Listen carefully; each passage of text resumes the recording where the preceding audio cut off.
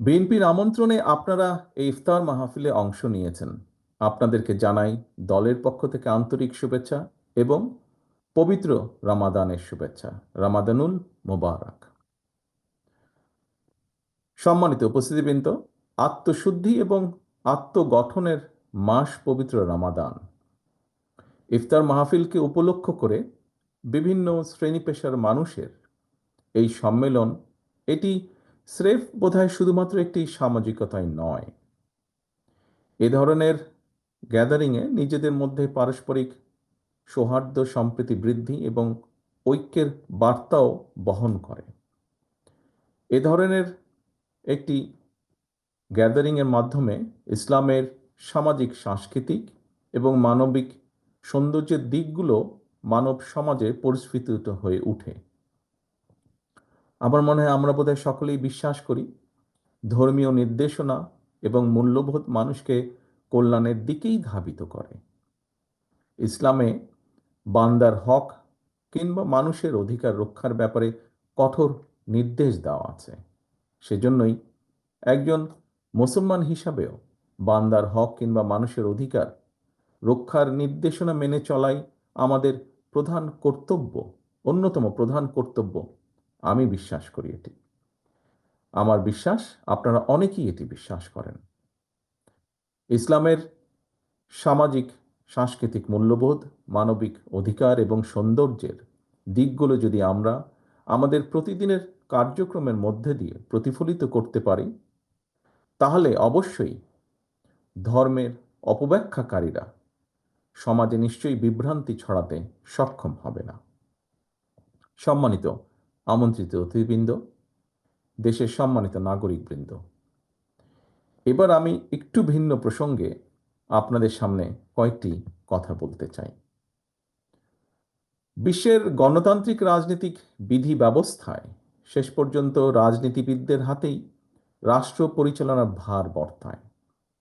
তবে রাজনীতিবিদদের সফলভাবে রাষ্ট্র পরিচালনার ক্ষেত্রে দেশের বিশিষ্ট নাগরিকগণ তথা সুশীল সমাজ এবং পেশাজীবীদের ভূমিকা ও অবদান অনস্বীকার্য। রাষ্ট্র এবং রাজনীতির ভালো মন্দের অনেক কিছুই নির্ভর করে রাজনীতিবিদদের দেশপ্রেম এবং রাষ্ট্র পরিচালনার নীতির উপর। এক্ষেত্রে রাষ্ট্র ও সমাজে বিশিষ্ট নাগরিক এবং পেশাজীবীদের ভূমিকা যত বেশি কার্যকর থাকে, রাজনৈতিক সরকারও তত বেশি দায়িত্বশীল এবং শক্তিশালী হয়। রাজনীতি আদৌ একটি পেশা কিনা এ নিয়ে বিতর্ক রয়েছে। তবে রাজনীতিকে যদি একটি সুসংগঠিত কিংবা সুসংবদ্ধ ঘরের ছাদের সঙ্গে আমরা তুলনা করি, তাহলে খুব সম্ভবত সিভিল সোসাইটি এবং পেশাজীবীগণ হচ্ছেন সেই ঘরের খুঁটি বা পিলার। সুতরাং সম্মানিত অতিথিবৃন্দ, একটি রাষ্ট্রে রাজনীতিবিদ, সিভিল সোসাইটি এবং পেশাজীবীগণ একে অপরের পরিপূরক। রাষ্ট্রে সিভিল সোসাইটি এবং পেশাজীবীদের ভূমিকা দুর্বল থাকলে যেমন সুস্থ ও সবল রাজনীতি আশা করা যায় না, একইভাবে দেশের রাজনীতি রুগ্ন হলে সিভিল সোসাইটি এবং পেশাজীবীরাও যথাযোগ্য দায়িত্ব, কর্তব্য এবং ভূমিকা পালনে সক্ষম হন না। দীর্ঘ ১.৫ দশকের ফ্যাসিবাদী শাসনকাল খুব সম্ভবত এরই সবচেয়ে বড় প্রমাণ।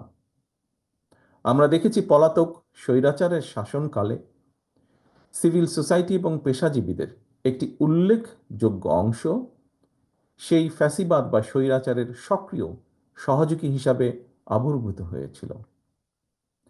দেশে সে সময় গুম, খুন, অপহরণ, নারী ধর্ষণ, নির্যাতন, দুর্নীতি, টাকা পাচার, এমনকি আয়নাঘরের মতন বর্বর বন্দিশালার বিরুদ্ধেও তাদেরই একটি বিরাট অংশ প্রতিবাদ করার সাহস পায়নি কিংবা করেনি। বরং আমরা দেখেছি উল্টো তাদেরকে ফ্যাসিবাদের পক্ষে অপকর্মের জাস্টিফাই করে নতুন ন্যারেটিভ বা বয়ান তৈরি করতে। সম্মানিত উপস্থিতিবৃন্দ, বীর জনতার রক্তক্ষয়ী অভ্যুত্থানে 5ই আগস্ট মাফিয়ার পতনের পর দীর্ঘ 1.5 দশকের অন্ধকার অতীত থেকে বেরিয়ে এসে পুনরায় গণতান্ত্রিক মানবিক বাংলাদেশ গড়ার এক অপার সম্ভাবনার দ্বার উন্মোচিত হয়েছে আমাদের সামনে। যে কথাটি এখানে কয়েকজন বক্তাও তাদের বক্তব্যে এরই ভিতরে উপস্থাপন করেছেন। সম্মানিত উপস্থিতিবৃন্দ, সম্মানিত অতিথিবৃন্দ, এমন পরিস্থিতিতে মানুষের অধিকার প্রতিষ্ঠায় রাজনীতিবিদ এবং রাজনৈতিক কর্মীদের পাশাপাশি দেশের বিশিষ্ট নাগরিক সমাজ এবং পেশাজীবীদেরকেও দেশ এবং জনগণের স্বার্থ রক্ষায় আরও কার্যকর এবং ইতিবাচক ভূমিকা পালনের সুযোগ তৈরি হয়েছে।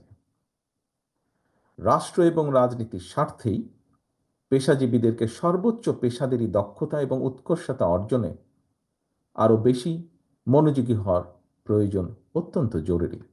অপরদিকে পেশাজীবীরা যাতে যার যার পেশার সক্রিয় মর্যাদা রক্ষা করে রাষ্ট্র এবং সমাজে সর্বোচ্চ অবদান রাখতে পারেন, রাজনৈতিক সরকারের কর্তব্য হচ্ছে রাষ্ট্রে তেমন পরিবেশ নিশ্চিত করা।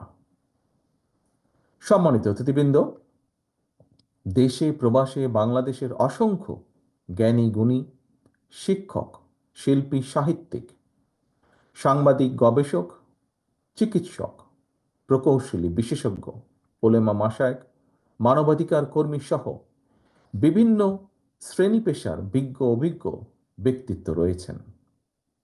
এদের মধ্যে অনেকেই দেশ এবং জনগণের উন্নয়নে নিজেদের মেধা অভিজ্ঞতা কাজে লাগাতে চান। বিএনপিও মনে করে পেশাগত কার্যক্রম অব্যাহত রাখার পাশাপাশি বিভিন্ন শ্রেণী পেশার বিজ্ঞ অভিজ্ঞ প্রতিনিধিদের মেধা এবং অভিজ্ঞতা রাষ্ট্র উন্নয়ন পরিকল্পনায় কাজে লাগানোর সুযোগ অবশ্যই রয়েছে। তবে যা আমরা আগেও বলেছি বিভিন্ন সময়, বর্তমান রাজনৈতিক সাংগঠনিক কাঠামোতে পেশাজীবীদের অনেকের পক্ষেই নির্বাচিত জনপ্রতিনিধি হিসাবে অবদান রাখার সুযোগ হয়তো সীমিত, এবং সেজন্যই রাষ্ট্র, সরকার ও রাজনীতির গুণগত পরিবর্তনের লক্ষ্যে বিশিষ্ট জন এবং পেশাজীবীদের মেধা ও অভিজ্ঞতাকে কাজে লাগানোর জন্য বিএনপি সংবিধানে দ্বিকক্ষ বিশিষ্ট আইনসভা অন্তর্ভুক্ত করার প্রস্তাব করেছে। সম্মানিত অতিথিবৃন্দ, ঘটনাবহুল রাজনৈতিক জীবন এবং সরকার পরিচালনার দীর্ঘ অভিজ্ঞতার আলোকেই mother of democracy Begum Khaleda Zia 2016 সালে ভিশন 2030 প্রস্তাবনায় সংবিধানে দ্বিকক্ষ বিশিষ্ট আইনসভা অন্তর্ভুক্তকরণ কথা উল্লেখ করেছেন। 2022 সালে বিএনপি সহ গণতন্ত্রের পক্ষের সকল দলগুলো মিলে একত্রিত হয়ে 31 দফা সংস্কার কর্মসূচিতেও দ্বিকক্ষ বিশিষ্ট আইনসভা বাস্তবায়নের প্রতিশ্রুতি উল্লেখ করেছে। আবারও এই যে দ্বিকক্ষ বিশিষ্ট আইনসভার প্রস্তাবনা, এটিও কিন্তু রাষ্ট্র, সরকার ও রাজনীতিতে গুণগত সংস্কারেরই একটি বড় অংশ। সম্মানিত অতিথিবৃন্দ, সুতরাং বর্তমানে সংস্কার এবং নির্বাচনকে দৃশ্যত যেভাবে মুখোমুখি করে ফেলা হয়েছে, এটি নিঃসন্দেহে রাজনৈতিক উদ্দেশ্যমূলক। সম্মানিত অতিথিবৃন্দ,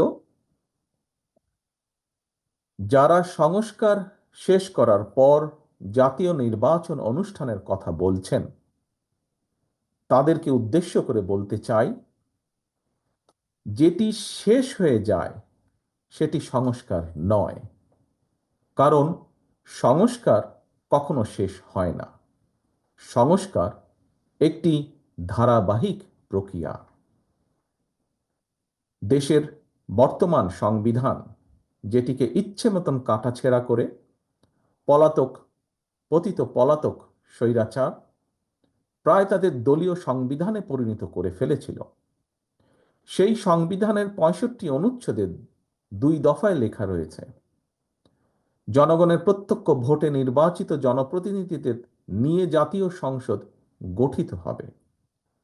সংবিধানে সুস্পষ্টভাবে উল্লেখ থাকার পরও পলাতক ফ্যাসিবাদী সরকারের আমলে সারা বাংলাদেশের মানুষ দেখেছে, বারবার সারা বিশ্ব দেখেছে, বারবার জনগণের ভোট ছাড়াই গঠন করা হয়েছিল জাতীয় সংসদ। পলাতক স্বৈরাচার সংবিধান মানেনি। এ কারণেই বাংলাদেশ জাতীয়তাবাদী দল বিএনপি মনে করে গণতান্ত্রিক রাজনীতিতে কেতাবি কিংবা পুঁথিগত সংস্কারের চেয়ে বেশি গুরুত্বপূর্ণ হচ্ছে গণতান্ত্রিক রাজনৈতিক অধিকার এবং আচরণের ব্যবহারিক প্রয়োগ। জনগণের গণতান্ত্রিক চর্চার মধ্য দিয়েই কেবল সংস্কার প্রক্রিয়া টেকসই এবং সফল এবং কার্যকর হয়ে উঠতে পারে। সম্মানিত অতিথিবৃন্দ, দেশের রাজনৈতিক অঙ্গনে গৌণ ইস্যুকে মুখ্য ইস্যু বানাতে গিয়ে নিজেদের অজান্তেই ফ্যাসিবাদী বিরোধী জাতীয় ঐক্যের মধ্যে সংশয় সন্দেহের জন্ম দেওয়া হয়েছে বা হচ্ছে। আমি অন্তর্বর্তীকালীন সরকারের দৃষ্টি আকর্ষণ করে আবারও বলতে চাই, সরকারের এমন কোনো পদক্ষেপ নেওয়া উচিত হবে না যাতে রাষ্ট্র এবং রাজনীতিতে পলাতক স্বৈরাচারের দোসররা পুনর্বাসিত হওয়ার সুযোগ পায়। পতিত স্বৈরাচারের দোসরদের হাতে এখনো রাষ্ট্র থেকে লুণ্ঠন করা, জনগণের পকেট থেকে লুণ্ঠন করা হাজারো হাজার কোটি টাকা রয়ে গিয়েছে।